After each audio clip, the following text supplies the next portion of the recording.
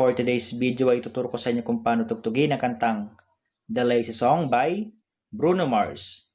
So bago tayo mag-start ay gagamit pala tayo ng kapo. Ilalagay natin siya sa 4th fret. So madali lang yung mga chords na gagamitin natin dito from chorus hanggang verse.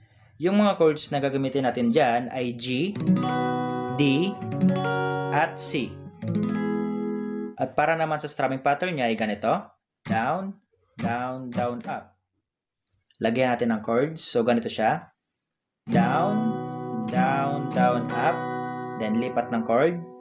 Down, down, down, up. Then lipat ulit. Down, down, down, up.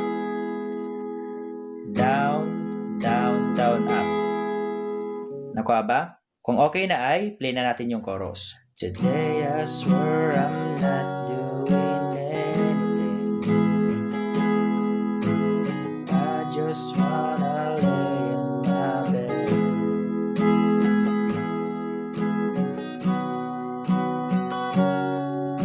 To leave a message at the top. Doing anything. I'm gonna keep my feet up and stare at the fan. Turn the TV on. Nobody's gonna tell me I can.